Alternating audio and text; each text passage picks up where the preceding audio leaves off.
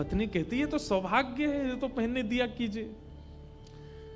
महाराज कहते कहते 6 महीना हो गए, रोज टोकते। अब तो ये स्थिति में आ गए कि पत्नी के हाथ का भोजन नहीं करते थे।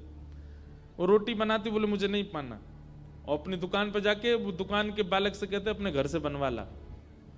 दोनों भावना थी, एक तो नाराज थे पत्नी से कि गहने क्यों नहीं उतार रही है, दूसरा बढ़िया है घर का आटा बचेगा।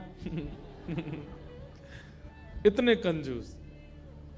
पत्नी बोली क्या करे, रात में बोली आप कैसे मानेंगे, बोले ये उतार दो जितने पहन रखे हैं। उसने कान के कुंडल भी उतार दिए, हाथ के कड़ूला भी उतार दिए, पाजेब भी उतार दी, गले का मंगलसूत्र भी उतार दिया। सब बिल्कुल कोरी हो गई बेचारी, केवल नाक की एक नथ रहने दी उसने। बोले एक तो रहने दीजिए, कम से कम इससे पता तो चले कि मैं सौभाग्यवती हूं।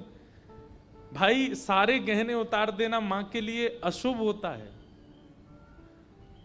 पतली सी एक नाक में वो नथ भी नहीं थी, छोटी सी एक कील जैसी थी। उसके लिए भी बोले कि रात में तो उतारी दिया करो इसको भी। इतने कंजूस। सब उतार दिया। पत्नी बेचारी साड़ी में और केवल एक नथ लगा करके, मांग में सिंदूर भर के, बिंदी लगा के वैसे घूमती थी।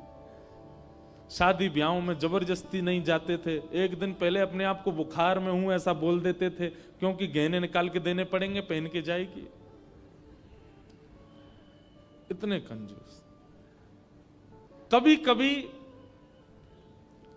जो व्यक्ति अति में संसारी होता है ना, ठाकुर जी को उस पे भी बड़े मजे आते हैं देखने में। ठाकुर जी कहते हैं मतलब, तो कभी कभी ठाकुर जी पूरे संसारियों पे भी ठाकुर जी रीझ जाते हैं।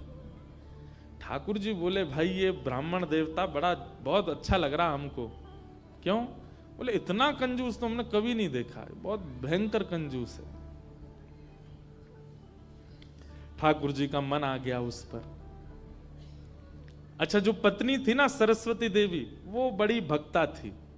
वो तो नाम जप भी करती थी, वो दर्शन करने के लिए भी जाती थी, लेकिन ये नहीं जाते थे उसके साथ। वो अपने माता पिता के मायके जब जाती थी तो मायके वाले लेके जाते थे उसको दर्शन कराने। ये तो कभी नहीं लेके जाते थे, तो कंजूस थे, खर्चा होगा। और मायके भी खुद नहीं लेके जाते, इनके भाइयों से बोल देते तुम्हें ही आके ले जाओ, उसमें भी खर्चा ना हो मेरा। सोचो कितनी ऊंचे लेवल के कंजूस। तभी ठाकुर जी का मन आ गया इस पे, तो इसको देखूं मैं एक बार।